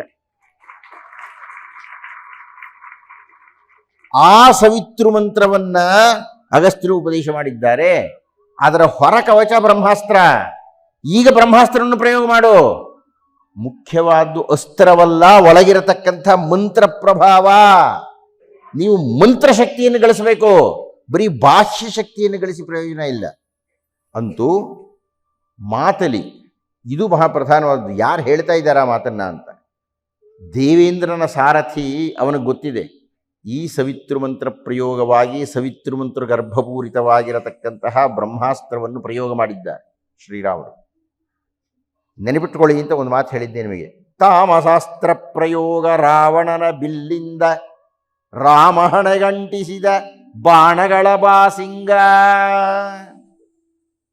ನೆತ್ತರಿನ ಸ್ನಾನದಲ್ಲಿ ಆ ರಾವಣ ಬಿಟ್ಟಂತಹ ತಾಮಸಾಸ್ತ್ರದಿಂದ ರಕ್ತದ ಅಭಿಷೇಕವಾಗಿಬಿಟ್ಟಿದೆ ಶ್ರೀರಾಮರಿಗೆ. ಆ ನೆತ್ತರಿನ ಸ್ನಾನದಲ್ಲಿ ರಾಮ ಬಿಟ್ಟರು ಬಾಣ, ರಾಮಾಸ್ತ್ರ ವಜ್ರ ಕವಚವನ್ನು ಭೇದಿಸಲಿಲ್ಲ. ಶ್ರೀರಾಮರು ಬಿಟ್ಟಂತಹ ರಾಮಬಾಣ ಈ ವಜ್ರ ಕವಚವನ್ನು ಭೇದಿಸಲೇ ಇಲ್ಲ. ಯಾಕೆ? ಬ್ರಹ್ಮನಿತ್ಯ ಕಾಪು ವಜ್ರಾಂಗಿ ಬಹುಮಾನ. ನೆನ್ನೆ ಹೇಳಿದ್ದೆ, ಮರ್ತೋಯ್ತಾ? ಮರ್ತೇ ಹೋಗ್ಬಿಟ್ಟಿದ್ದೀರಿ. ಬ್ರಹ್ಮವರ ಕೊಟ್ಟಿದ್ದಾನೆ, ನಿನ್ನ ವಜ್ರ ಕವಚವನ್ನು ಭೇದಿಸಲಿಕ್ಕೆ ಆಗೋದಿಲ್ಲ ಅಂತ. ಆದರೆ ಎರಡು ಉದಾಹರಣೆಯನ್ನು ಗಮನಿಸಿ, ಒಂದು ನಕಾರಾತ್ಮಕ, ಒಂದು ಧನಾತ್ಮಕ. ನಾವು ಯಾವ ಕಾರಣದಿಂದಾಗಿ ಪ್ರಸಿದ್ಧರಾಗಿರುತ್ತೇವೋ, ಯಾವ ಕಾರಣ ನಮ್ಮನ್ನು ನಿಲ್ಲಿಸಿರುತ್ತದೆಯೋ, ಯಾವ ಕಾರಣದಿಂದ ಯಾರನ್ನು ಗುರುತಿಸುತ್ತಾರೆಯೋ ಅದೇ ನಮ್ಮ ಮೃತ್ಯುವಿನಲ್ಲಿ ಬರುತ್ತೆ. ಉದಾಹರಣೆಗೆ ಮೊನ್ನೆ ಪತ್ರಿಕೆಯಲ್ಲಿ ಬಂತು, ಮಂಗಳೂರು ಕಡೆ ಅಂತ ಕಾಣುತ್ತೆ. ಆತ ಇಡೀ ಜೀವಮಾನದಲ್ಲಿ ಹಾವುಗಳು ಹಿಡಿತಾ ಇದ್ದ, ಕೊನೆಗೆ ಕೃಷ್ಣ ಸರ್ಪ ಕಚ್ಚಿ ಸತ್ತ. ಅಂದರೆ ಯಾವುದು ಪ್ರಸಿದ್ಧವಾಗಿತ್ತೋ ಅದು. ಇದು ನಕಾರಾತ್ಮಕ. ಸಕಾರಾತ್ಮಕ ಒಂದು ನೋಡಿ, ಅವರ ಜೀವನವೆಲ್ಲ ಉಪನ್ಯಾಸ ಕೊಡ್ತಾ ಇದ್ರು. ರಾಷ್ಟ್ರಪತಿಗಳಾದ್ಮೇಲೂ ಉಪನ್ಯಾಸ ಕೊಟ್ಟರು, ಉಪನ್ಯಾಸ ಕೊಡ್ತಾನೆ ಹೋದರು ಅಬ್ದುಲ್ ಕಲಾಂ. ನಾವು ಯಾವುದನ್ನು ಆಧರಿಸಿರುತ್ತೇವೋ ಅದೇ ನಮ್ಮ ಮೃತ್ಯು. ಬ್ರಹ್ಮಾಸ್ತ್ರ ಬ್ರಹ್ಮ ಕವಚವನ್ನು ಭೇದಿಸಿ ಬಿಟ್ಟಿತು. ಅಲ್ಲಿ ತನಕ ಯಾವ ಅಸ್ತ್ರವೂ ಏನೂ ಮಾಡಲಿಲ್ಲ. ಆ ಕವಚ ಇತ್ತಲ್ಲ, ಅದು ಹರಿಬಾರದು ಅಂತ ಬ್ರಹ್ಮ ಹೇಳಿದ್ನಲ್ಲ, ಅದು ಹರಿದು ಹೋಯ್ತ್ರಿ. ಯಾವಾಗ? ಬ್ರಹ್ಮಾಸ್ತ್ರಕ್ಕಿಂತ ಮುಖ್ಯವಾಗಿ ಸವಿತೃ ಮಂತ್ರ ಪ್ರಯೋಗವಾದ. ರಾವಣನ ಅಂತ್ಯ ಆಯಿತು. ಮುಂದೇನು? ರಾವಣನಿಗೆ ಸಂಸ್ಕಾರ ಆಗಬೇಕು. ರಾವಣನಿಗೆ ಸಂಸ್ಕಾರ ಆಗಬೇಕೋ ಬೇಡವೋ ದೊಡ್ಡ ಪ್ರಶ್ನೆ. ಅದೆಲ್ಲ ತುಂಬ ಧರ್ಮ ಸೂಕ್ಷ್ಮಗಳಿದೆ. ವಿಭೀಷಣ ಮಾಡೋದೇ ಇಲ್ಲ, ನಾಯಿನ ರೀತಿಯಲ್ಲಿ ಏನ್ಬಿಟ್ಟ. ಆದರೆ ಶ್ರೀರಾಮನು ಹೇಳಿದರು, ಮರಣಾಂತಾನಿ ವೈರಾಣಿ. ನೋಡಯ್ಯ, ಎಲ್ಲಿ ತನಕ ವೈರ ಇರುತ್ತೆ ಅಂದರೆ ಸಾಯೋ ತನಕ ಇರುತ್ತೆ ಅಷ್ಟೇ. ನನಗೆ ಮತ್ತೆ ಮತ್ತೆ ನೆನಪಿಗೆ ಬರ್ತಕ್ಕಂಥದ್ದು ಟಿಳಕರು ಸತ್ತಾಗ. ಟಿಳಕರು ಸ್ವತಂತ್ರಕ್ಕಾಗಿ ಹೋರಾಡ್ತಾ ಇದ್ದರು. ಮಹಾತ್ಮ ಗಾಂಧೀಜಿಯವರು ಸ್ವತಂತ್ರಕ್ಕಾಗಿ ಹೋರಾಡ್ತಾ ಇದ್ದರು. ದಯವಿಟ್ಟು ಕೇಳಿಸ್ಕೊಳ್ಳಿ ಇದನ್ನು. ಆದರೆ ಇಬ್ಬರು ತದ್ ವಿರುದ್ಧವಾದ ಪಕ್ಷದಲ್ಲಿದ್ದರು. ಆದರೆ ಟಿಳಕರಂತಹ ಟಿಳಕರು, ಮಹಾತ್ಮ ಗಾಂಧೀಜಿಯವರು ಹೇಳಿದರು, ಅವರ ಪಂಥ ಬೇರೆ ಇರಬಹುದು, ನನ್ನ ಪಂಥ ಬೇರೆ ಇರಬಹುದು, ಆದರೆ ನಮ್ಮ ಗುರಿ ಒಂದೇನೆ. ಆದ್ದರಿಂದ ಟಿಳಕರು ಚಿತ್ಪಾವನ ಬ್ರಾಹ್ಮಣರು. ಅವರ ಶವ ಮಲಗಿದೆ, ಅದನ್ನು ಶಿಬಿಕೆಗೆ ಆರೋಹಣ ಮಾಡಿಸಿದ್ದಾರೆ, ಚಟ್ಟ ಅಲ್ಲ. ಅಂದರೆ ನಿಮಗೆ ಅರ್ಥವಾಗಲ್ಲ, ಆಗಿನ ಕಾಲದಲ್ಲಿ ಯಾವುದೇ ವಾಹನ ವ್ಯವಸ್ಥೆ ಇಲ್ಲದೇ ಇದ್ದಾಗ 2 ಲಕ್ಷ ಮಂದಿ ಆ ಸಮುದ್ರ ತೀರದಲ್ಲಿ ಸೇರಿದ್ರು ಇವರ ಮೃತ ದೇಹವನ್ನು ನೋಡಲಿಕ್ಕೆ. ರಾಮರ ಮಾತು ಹೇಗೆ ಅದ್ಭುತವಾಗಿದೆ ಗೊತ್ತೇನ್ರಿ? ಮರಣಾಂತಾನಿ ವೈರಾಣಿ. ಸತ್ತ ಮೇಲೆ ಮುಗೀತಯ್ಯ. ಮಹಾತ್ಮ ಗಾಂಧಿಯವರು ಹೇಳಿದರು, ಟಿಳಕರಂತಹ ಟಿಳಕರು ಅವರ ಶವಯಾತ್ರೆಯಲ್ಲಿ ಹೋಗಬೇಕಾಗಿದ್ದರೆ ಅವರ ಶಿಬಿಕೆಯನ್ನು ಮೊದಲು ನಾನು ಹೊತ್ಕೊಳ್ತೀನಿ ಅಂತ ಎತ್ಕೊಂಡ್ರು. ತಿಲಕರ ಶವವನ್ನು ಹೊತ್ತಿದ್ದು ಮಹಾತ್ಮ ಗಾಂಧೀಜಿಯವರ ತಮ್ಮ ಭುಜದ ಮೇಲೆ. ವೈರ ಇಲ್ರಿ ಸತ್ತೋದ್ಮೇಲೆ, ಮರಣಾಂತಾನಿ ವೈರಾಣಿ, ವೈರ ಇಲ್ಲಪ್ಪ. ಆದ್ದರಿಂದ ರಾವಣನಿಗೆ ಒಬ್ಬ ಚಕ್ರವರ್ತಿಗೆ ಸಲ್ಲತಕ್ಕಂತಹ ಶವ ಸಂಸ್ಕಾರವನ್ನು ಮಾಡಿ ಅಂತ ಶ್ರೀರಾಮರು ಆದೇಶ ಕೊಟ್ಟರು. ಅದು ಮುಗಿದೋಲಿ. ಮುಖ್ಯ ಕಥೆಗೆ ಬರೋಣ. ವಿಭೀಷಣ ಪಟ್ಟಾಭಿಷೇಕ ಆಗಬೇಕು, ಶ್ರೀರಾಮರು ಒಳಕ್ಕೆ ಹೋಗಲಿಲ್ಲ, ನಗರದೊಳಗೆ ಬರಲ್ಲ ಅಂತ ಅವ್ರು ಹೇಳಿಬಿಟ್ಟಿದ್ದಾರೆ. ನ ಪ್ರವೇಕ್ಷ್ಯಾಮಿ ಹನುಮನ್, ಹಿಂದೆ ಹೇಳಿಬಿಟ್ಟಿದ್ರು, ಹನುಮಂತ ನಾನು ಒಳಗೆ ಬರಲ್ಲ, ಅಪ್ಪನಿಗೆ ಮಾತು ಕೊಟ್ಟಿದ್ದೇನೆ. ಮುಂದಿನ ಕಥೆ ಏನು? ಸೀತಾದೇವಿಯನ್ನು ಕರೆಸಬೇಕು. ಅದಕ್ಕಾಗಿಯೇ ಈ ನ್ಯಾಯಾಧೀಶರು ಬಂದು ಕೂತಿರ್ತಕ್ಕಂಥದ್ದು. ಸೀತಾದೇವಿಯ ಆಗಮನ. ಸೀತೆ ಬಂದು ನಿಂತಿದ್ದಾಳೆ. ಶ್ರೀರಾಮರು ಹೇಳಿದರು, ತಿಳ್ಕೊ. ಸಿಟ್ಟು ಬಂದ್ಬಿಟ್ಟಿದೆ ಅವರಿಗೆ. ತಿಳ್ಕೊ, ನಾನು ಇಷ್ಟೆಲ್ಲ ಗೆದ್ದಿದ್ದು ನಿನ್ನ ಮೇಲಿನ ಅನುರಾಗದಿಂದ ಅಂತ ತಿಳ್ಕೋಬೇಡ. ನಾನು ನನ್ನ ವಂಶದ ಗೌರವವನ್ನು ಉಳಿಸಿಕೊಳ್ಳಲಿಕ್ಕಾಗಿ ಇಷ್ಟೆಲ್ಲ ಪ್ರಯತ್ನ ಪಟ್ಟಿದ್ದೇನೆ. ನೀನು ಸ್ವತಂತ್ರಳಾಗಿದ್ದೀಯೆ, ನಿನಗೆ ಹೇಗೆ ಸುಖವೋ ಹಾಗೆ ಮಾಡು. ಲಕ್ಷ್ಮಣೇ ಭರತೇವ, ಲಕ್ಷ್ಮಣನ ಹತ್ರಕ್ಕಾದರೂ ಹೋಗು, ಭರತನ ಹತ್ರಕ್ಕ. ನೀವು ಶ್ರೀರಾಮರನ್ನ ಅಷ್ಟು ಸರಳವಾಗಿ ತಗೊಳ್ಳೋಕ್ಕಾಗಲ್ಲ. ಕಂಡು ಕಡೆಯೆಲ್ಲ ಬರೀತಾರೆ, ಸೀತೆ ನಗರ ಪರೀಕ್ಷೆ ಮಾಡಿಸ್ಬಿಟ್ಟ, ಸೀತೆ ನಗರ ಪರೀಕ್ಷೆ. ಯಾರು ಮಾಡಿಸಿದ್ರು ಸೀತೆ ನಗರ ಪರೀಕ್ಷೆ? ರಾಮರಲ್ಲಿ ಮಾಡಿಸಿರೋ ಪರೀಕ್ಷೆ. ನೀವು ಆ ಸಂದರ್ಭವನ್ನು ಬಹಳ ಗಂಭೀರವಾಗಿ ಅಧ್ಯಯನ ಮಾಡಬೇಕು. ಲಕ್ಷ್ಮಣೇ ಭರತೇವ, ಲಕ್ಷ್ಮಣೇ ಭರತ ಅಂತ ಯಾಕೆ ಹೇಳಿದ್ರು ಶ್ರೀರಾಮರು? ಸುಗ್ರೀವನ ಹತ್ರಕ್ಕಾದರೂ ಹೋಗು,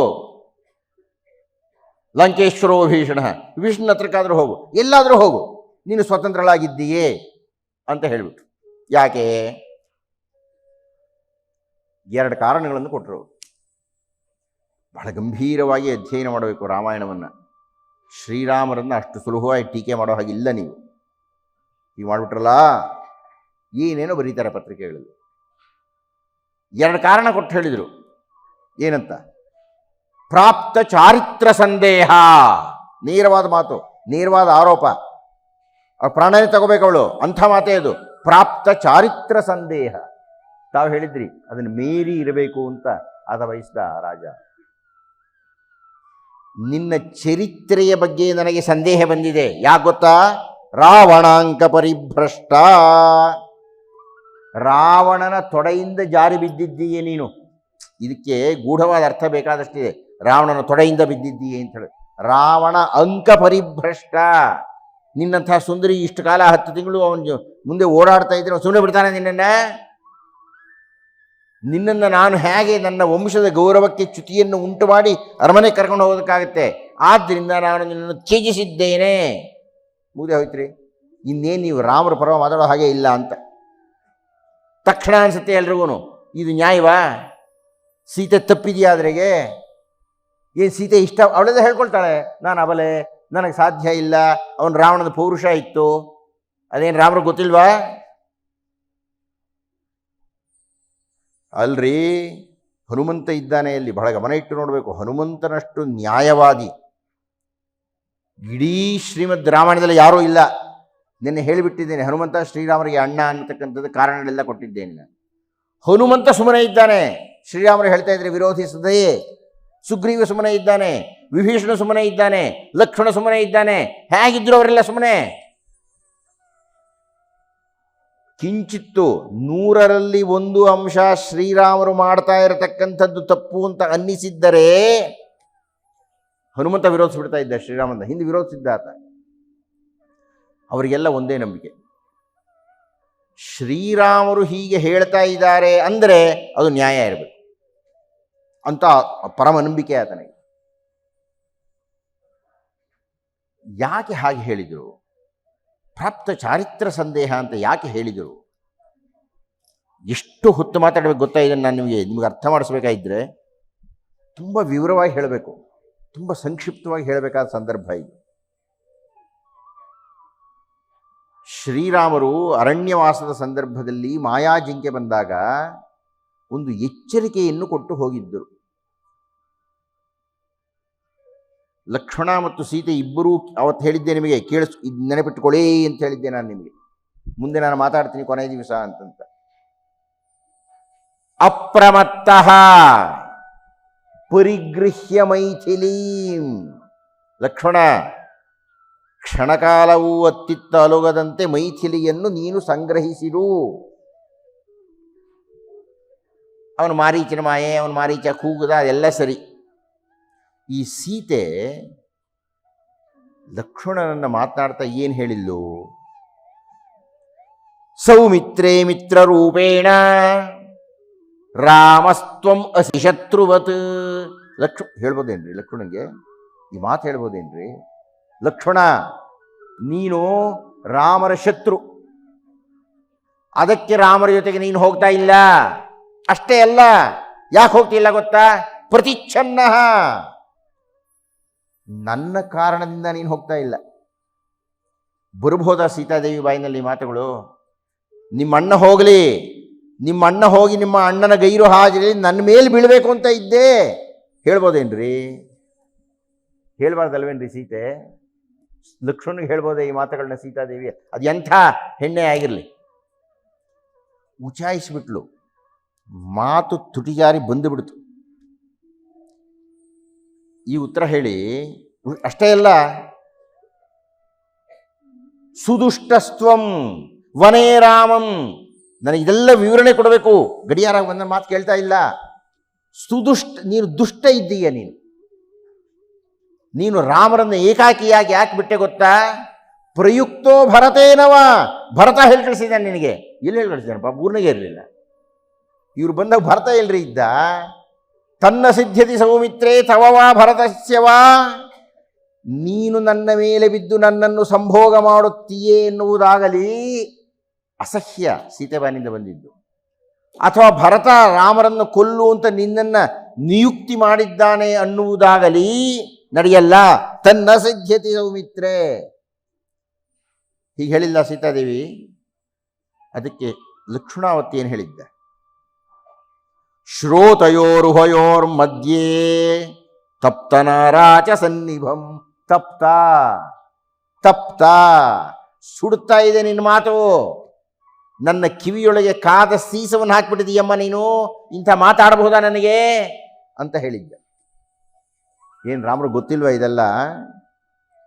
ರಾಮರು ಎಂತಹ ರಾಮರ್ರಿ, ಅಷ್ಟಲ್ಲದೆ ಎಷ್ಟು ಕಷ್ಟಪಡ್ತಾರೇನ್ರಿ. ಯಾರ ಮುಂದಾದರೂ ನ್ಯಾಯ ಸ್ವಲ್ಪ ಹಾಗೂ ಈಗ ಶ್ರೀರಾಮನ ವಿಷಯದಲ್ಲಿ ಹಾಗೆ ಇಲ್ಲವೇ ಇಲ್ಲ. ಈಗ ಮುಗಿಸ್ಬೇಕು ನಾನು, ಇನ್ನೊಂದು ಪ್ರಧಾನ ವಿಷಯಕ್ಕೆ ಹೋಗಬೇಕು. ಶ್ರೀರಾಮರಿಗೆ ಲಕ್ಷ್ಮಣನನ್ನು ಸೀತೆ ಕಾಮುಕ ಅಂತ ಹೇಳಿ ಸಂದೇಹಪಟ್ಟು ಅವಾಚ್ಯವನ್ನು ಆಡಿಬಿಟ್ಟಳಲ್ಲ, ಅದು ಅಪರಾಧ ಆಗೋಯ್ತು. ಅದಕ್ಕೆ ಶಿಕ್ಷೆ ವಿಧಿಸಬೇಕಾ ಸ್ವಾಮಿ? ಶಿಕ್ಷೆ ವಿಧಿಸಬೇಕಾಗಿದೆ. ಯಾವ ಕಾರಣದಿಂದ ಲಕ್ಷ್ಮಣನನ್ನು ಆಕೆ ನಿಂದಿಸಿದಳೋ ಅದೇ ಕಾರಣವನ್ನೇ ಇವಾಗ ಹೇಳ್ತಾರೆ, ಪ್ರಾಪ್ತ ಚಾರಿತ್ರ ಸಂದೇಹ. ಏನು ಗೊತ್ತಿಲ್ವಾ? ಹನುಮಂತ ಬಂದು ಹೇಳಿಲ್ವಾ ರಾಮರಿಗೆ? ರಾವಣನ ನೋಡಿ ಹುಲ್ಕಡ್ಡಿ ಅಡ್ಡ ಇಟ್ಕೊಂಡು ಮಾತಾಡ್ತಾ ಇದ್ದಾಳೆ ಅಂತ ಗೊತ್ತಿದೆ. ಆದರೂ ಆ ನೋವು ಸೀತೆ ಗೊತ್ತಾಗಬೇಕಲ್ಲ. ಈಗ ಏನು ಸುಮ್ಮನೆ ಲಕ್ಷ್ಮಣ ನಂಬಿಡೋದ?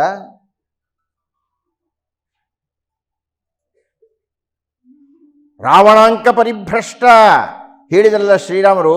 ಇಷ್ಟೊಂದು ಜನ ಅಯ್ಯೋ ಪಾಪ ಅಂತ ಇದ್ದೀರಲ್ಲ, ಆವತ್ತು ಲಕ್ಷ್ಮಣ್ಗೆ ಯಾರು ಅಯ್ಯೋ ಪಾಪ ಅಂದರು? ಛೇ, ರಾಮ ಹಾಗೆ ಹೇಳಬಾರ್ದಾಗಿತ್ರಿ ಅಂತ ನಾವು ಮಾತಾಡ್ತೀವಲ್ಲ. ಲಕ್ಷ್ಮಣ ಯಾರು ಹೇಳಿದ್ರು ಅಯ್ಯೋ ಹಾಗೆ ಹೇಳಬಾರ್ದಾಗಿತ್ತು ಸೀತೆ ಅಂತ ಒಬ್ಬರು ಇರಲಿಲ್ವಲ್ರಿ. ಆದರೆ ಶ್ರೀರಾಮರು ಆ ಪಾಠವನ್ನು ಮಾಡಬೇಕಾಗಿತ್ತು. ಆ ಪಾಠ ಸೀತೆಗೆ ಅರ್ಥ ಆಗೋಯ್ತು. ಕ್ಷಣ ಮಾತ್ರದಲ್ಲಿ ಸೀತೆಗೆ ಅರ್ಥ ಆಗೋಯ್ತು. ಶ್ರೀರಾಮರು ಯಾವಾಗ ಈ ಮಾತನ್ನು ಹೇಳಿದರೋ ತಕ್ಷಣ ಆಕೆ ಏನು ಹೇಳಿದ್ರು ಗೊತ್ತಾ? ಇನ್ನು ಯಾವ ಪದವನ್ನೂ ಉಪಯೋಗಿಸಲಿಲ್ಲ.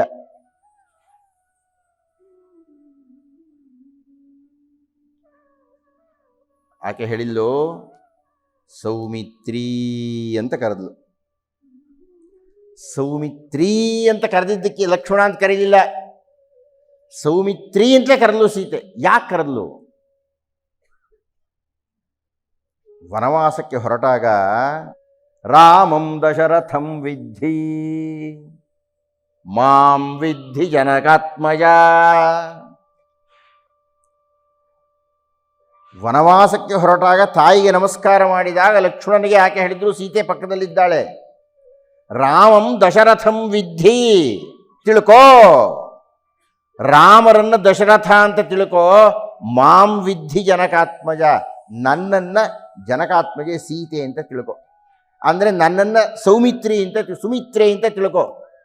ಲಕ್ಷ್ಮಣ ಸೀತೆಯನ್ನು ಅಂದು ಹಾಗೆ ಹೇಳಿದ್ದಾನೆ ಅಂದರೆ ಸುಮಿತ್ರೆಗೆ ಹೇಳಿದ್ದಾನೆ ಅಂತ ಅರ್ಥ.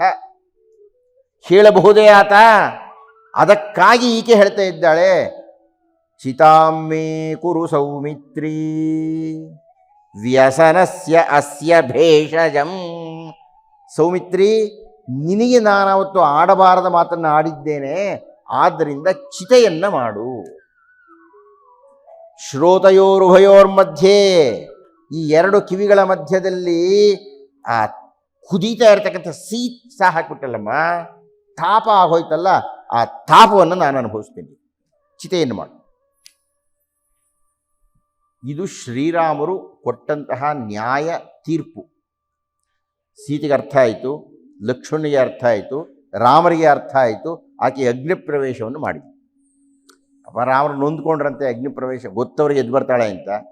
ನಿಮ್ಗೆ ಹಿಂದೆ ಹೇಳಿದ್ದೆ, ಸುಂದರಕಾಂಡದ ಕೊನೆಯಲ್ಲಿ ಹನುಮಂತನ ಅಗ್ನಿಯ ದಾಹವನ್ನೇ ನಿಲ್ಲಿಸಿದ ಸೀತೆಗೆ ಇದು ಯಾವ ಜುಜುಬಿ ಅಗ್ನಿಪ್ರವೇಶ, ಬಂದೇ ಬರ್ತಾಳೆ ಅಂತ ನಮಗೆಲ್ಲ ಗೊತ್ತೇ ಇದೆ. ಆಕೆನ ಅಗ್ನಿ ಏನು ಮಾಡೋದಿಲ್ಲ ಅಂತ. ಆಗ ದೇವತೆಗಳೆಲ್ಲ ಬಂದರು, ಆ ಸೀತೆಯನ್ನು ಉತ್ಥಾನ ಮಾಡಿದರು. ಶ್ರೀರಾಮರಿಗೆ ಒಪ್ಪಿಸ್ಕೋ ಅಂತ ಹೇಳಿದರು. ದೇವತೆಗಳೆಲ್ಲ ಬಂದಿದ್ದು ನೋಡಿ ಶ್ರೀರಾಮರು ನಮಸ್ಕಾರ ಮಾಡಿದರು. ನೀವೆಲ್ಲ ಯಾಕೆ ಬಂದಿದ್ದೀರಿ? ನೀನು ಯಾರು ಅಂತ ಗೊತ್ತೇನಯ್ಯ, ನಾವ್ಯಾಕೆ ಬಂದಿದ್ದೀರಿ ಅಂತ ಇದೀಯಾ? ನಾನು ಯಾರು? ನಾನು ದಶರಥನ ಮಗ ಅಂತ ಅಂದುಕೊಂಡಿದ್ದೇನೆ.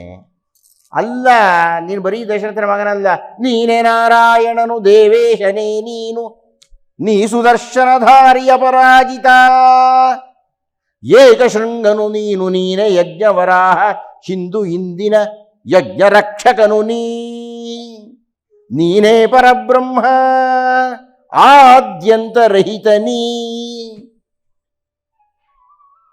ಲೋಕಕ್ಕೆ ನೀ ಧರ್ಮ. ಬ್ರಹ್ಮಸ್ತುತಿ ಅಂತ ಒಂದು ಮಾಡ್ತಾರೆ, ನೀನು ಯಾರು ಅಂತ ಹೇಳಲಿಕ್ಕೆ. ರಾಮ ನಿನ್ನಯ ಹೃದಯ ಒಳಗಿರುವನ ಬ್ರಹ್ಮ, ನಿನ್ನ ನಾಲಗೆಯೇ ಶ್ರೀಶಾರದೆ, ಒಂದೊಂದು ರೋಮದಲ್ಲೂ ಕೋಟಿ ದೇವರು ಉಂಟು, ಜಗದ ಸೃಷ್ಟಿಯ ಕ್ರಮವು ನೀನೇ ಮೂಲ, ನೀನಿಲ್ಲದಿರುವುದದು ಅಸ್ತಿತ್ವದಲ್ಲಿಲ್ಲ, ಇರುವುದರದೆಲ್ಲ ನೀ ಸ್ಥಾಪಿಸಿರುವೆ. ನಿನ್ನ ಕೋಪವೇ ಸೂರ್ಯ, ನಿನ್ನ ವರವೇ ಚಂದ್ರ, ನಿನ್ನ ಎದೆಯಲ್ಲುಂಟು ಕೌಸ್ತುಭ ಸ್ಪರ್ಶ, ಮೂಲೋಕ ಸುತ್ತಿರುವ ಶ್ರೀ ತ್ರಿವಿಕ್ರಮ ನೀನು, ಭಕ್ತರಿಗೆ ಭಂಟನೀ ತ್ರಿವಿಕ್ರಮ.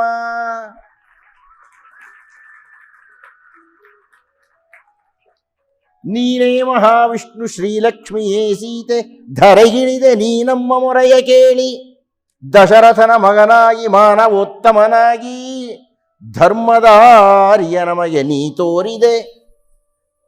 ಸತ್ಯವೆಂದರೆ ಏನು, ನೀತಿ ಎಂದರೆ ಏನು, ಮಡದಿಯ ಮಿತಿ ಏನುಂಟು, ಇವುಗಳನ್ನೆಲ್ಲ ನೀನು ನಮಗೆ ತಿಳಿಸಿಕೊಟ್ಟಯ್ಯ. ಪೌರುಷ ಪರೀಕ್ಷಿಸಿದೆ, ವಿಧಿಯ ವ್ಯಾಖ್ಯಾನಿಸಿದೆ, ತತ್ವದ ದರ್ಶನದ ಫಲ ನೀಡಿದೆ. ನಿನ್ನ ಬದುಕೇ ಒಂದು ವೇದ ದರ್ಶನವಾಗಿ, ಜೀವಿಸುತ್ತ ಗುರುವಾದೆ ಧಾರ್ಮಿಕರಿಗೆ. ರಾಮ ಜಯ ರಾಮ, ಸೀತಾರಾಮ, ದಶರಥ ರಾಮ, ನಮ್ಮ ಗುರಿ ಶ್ರೀರಾಮ ಆತ್ಮರಾಮ ಎಂದು ನಂಬುತ್ತ ಯಾರು ಈ ಸ್ತುತಿಯ ಭಜಿಸುವರೋ, ಅವರಿಗೆ ಅಪಜಯ ಎಂಬುದಿಲ್ಲೇ ಇಲ್ಲ. ಬ್ರಹ್ಮಸ್ತುತಿಯ ನಂತರ ಇಷ್ಟನ್ನು ಹೇಳಿ ಶ್ರೀರಾಮರು ವಿಭೀಷಣನಿಗೆ ಪಟ್ಟಾಭಿಷೇಕ ಎಲ್ಲ ಆಗುತ್ತೆ, ಅವರು ವಾಪಸ್ ಬರ್ತಾರೆ. ಇನ್ನು ಅಲ್ಲಿ ಪಟ್ಟಾಭಿಷೇಕಕ್ಕೆ ಸಿದ್ಧತೆಗಳು ನಡೀತಾ ಇದೆ. ಶ್ರೀರಾಮರಿಗೆ, ಲಕ್ಷ್ಮಣನಿಗೆ, ಭರತನಿಗೆ ಕ್ಷೌರಗಳೆಲ್ಲ ಆಗಿದೆ. ಸುಮಾರು 108 ತೀರ್ಥಗಳ ಜಲವನ್ನು ಸಂಗ್ರಹ ಮಾಡಲಿಕ್ಕೆ ಕಪಿಗಳನ್ನು ಕಟ್ಟಿಸಿದ್ದಾರೆ. 4 ಸಮುದ್ರ ಜಲ ಬಂದಿದೆ, ಸಿಂಹಾಸನದಲ್ಲಿ ಕೂಡಿಸಿದ್ದಾರೆ. ಮನುವಿನ ಕಾಲಕ್ಕಾಗಿ ಸಿದ್ಧ ಮಾಡಿರತಕ್ಕಂತಹ ಬ್ರಹ್ಮ ನಿರ್ಮಾಣವಾಗಿರತಕ್ಕಂಥ ಒಂದು ಕಿರೀಟ ಇದೆ. ಆ ಕಿರೀಟವನ್ನು ಮನುವಂಶದ ರಾಜರೆಲ್ಲ ಧರಿಸಿಕೊಂಡು ಬಂದಿದ್ದಾರೆ. ಮನುವಿಂದ ಇಕ್ಷ್ವಾಕು, ಇಕ್ಷ್ವಾಂದ ಕುಕ್ಷಿ, ಕುಕ್ಷಿಯಿಂದ ವಿಕುಕ್ಷಿ, ವಿಕ್ಷಿಯಿಂದ ಬಾಣ, ಬಾಣದಿಂದ ಆದರಣ್ಯ, ಆದರಣ್ಯದಿಂದ ಪೃಥು, ಪೃಥುವಿಂದ ತ್ರಿಶಂಕು, ತ್ರಿಶಂಕುವಿಂದ ಹರಿಶ್ಚಂದ್ರ, ಹರಿಶ್ಚಂದ್ರ ಲೋಹಿತಾಶ್ವ, ಲೋಹಿತಾಶ್ವ ಮಾಂಧಾತ, ಮಾಂಧಾತದಿಂದ ಸುಸಂಧಿ, ಸುಸಂಧಿಯಿಂದ ಧ್ರುವಸಂಧಿ, ಧ್ರುವಸಂಧಿಯಿಂದ ಭರತ, ಭರತನಿಂದ ಅಸಿತ, ಅಸಿತನಿಂದ ಸಗರ, ಸಗರನಿಂದ ಅಂಶುವಂತ, ಅಂಶುವಂತನಿಂದ ಎಲ್ಲ ಆಗಿ ಶ್ರೀರಾಮರಿಗೆ ಆ ಕಿರೀಟ ಬಂದಿದೆ. ಆ ಕಿರೀಟವನ್ನು ಧಾರಣ ಮಾಡಬೇಕಾಗಿದೆ. ಅಲ್ಲಿ ಋಷಿಗಳು ಅವರು ಇವರು ಎಲ್ಲ ಪ್ರಯತ್ನ ಪಡ್ತಾ ಇದ್ದಾರೆ. ಒಂದಷ್ಟೊತ್ತು ಪಟ್ಟಾಭಿಷೇಕ ಕಾಲ ತಗೊಳುತ್ತೆ. ಹನುಮಂತನಿಗೆ ಒಂದು ಮಾತಿದೆ, ವೆಂಕಟನಾರಾಯಣವರೇ ಕೇಳಿಸ್ಕೋಬೇಕು. ಅಸಾಧ್ಯಂ ಸಾಧಕಂ ಸ್ವಾಮಿ ಅಂತ. ಅಯ್ಯ ಹನುಮಂತ, ನಿಮಗೆ ಅಸಾಧ್ಯವಾದ್ದು ಯಾವುದಿದೆ? ಇಡೀ ಭರತಖಂಡದಲ್ಲಿ 24 ದಿವಸಗಳಿಗೆ ಇಂತಹ ಬೃಹತ್ ಯಜ್ಞ, ಇಂತಹ ಬೃಹತ್ ಪಟ್ಟಾಭಿಷೇಕ ಹಿಂದೆ ನಡೆದಿಲ್ಲ, ಮುಂದೆ ನಡೆಯುತ್ತೋ ಎಲ್ಲೋ ಗೊತ್ತಿಲ್ಲ.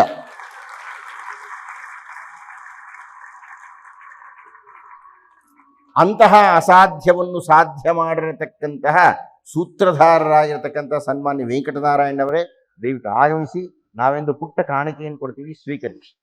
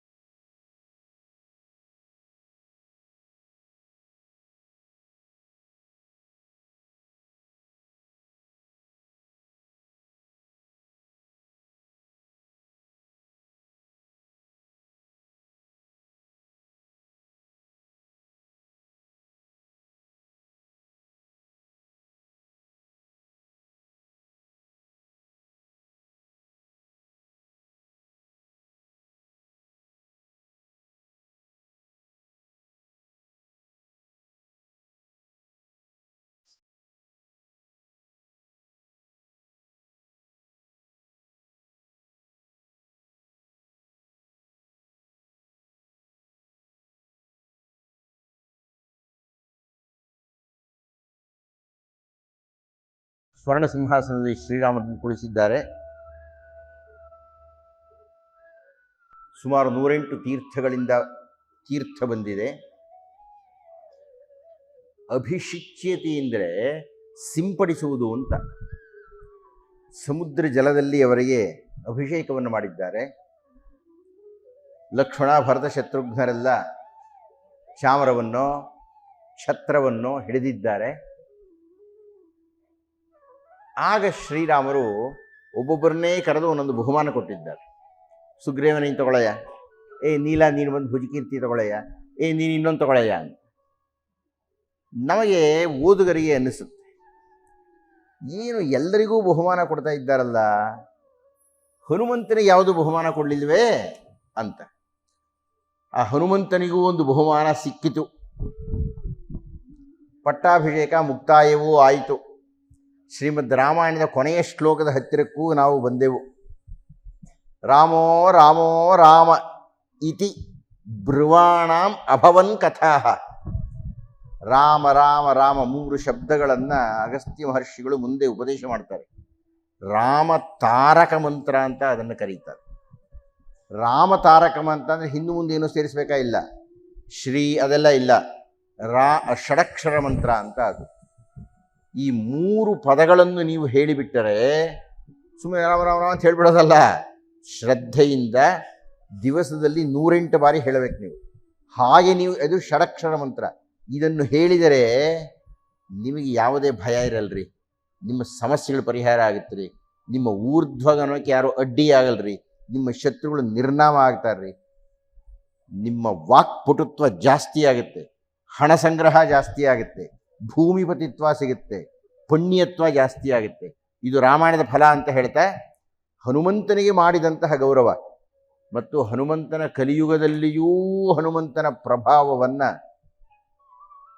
ಅಕಸ್ಮಾತ್ ಕಾಲ ಸಿಕ್ಕಿದರೆ ದ್ವಾಪರ ಯುಗದ ಹನುಮಂತನನ್ನು ನಾಳೆ ನೋಡುವ ಅಂತ ಹೇಳ್ತಾ ಈ ಸುದೀರ್ಘ ಉಪನ್ಯಾಸ ಮಾಲಿಕೆಯಲ್ಲಿ ಇಷ್ಟೊಂದು ಅದ್ಭುತವಾಗಿರತಕ್ಕಂತಹ ಪ್ರಶಂಸೆ, ನಿಮ್ಮ ಚಪ್ಪಾಳೆ, ನಿಮ್ಮ ನಗು, ನಿಮ್ಮ ಒಪ್ಪಿಗೆ, ನಿಮ್ಮ ತಾತ್ವಿಕ ಸಂದರ್ಶನ, ನಿಮ್ಮ ಹಾಜರಿ, ನಿಮ್ಮ ಮಹತ್ವ, ನಿಮ್ಮ ಎಲ್ಲದಕ್ಕಿಂತ ಪ್ರಧಾನವಾಗಿ ನೀವು ಕುಳಿತು ಮಾಡಿರತಕ್ಕಂತಹ 23 ನಾಳೆ 24 ದಿವಸಗಳ ತಪಸ್ಸು ಸಾರ್ಥಕವಾಗಿದೆ ಅಂತ ಹೇಳ್ತಾ ನಮಸ್ಕಾರ.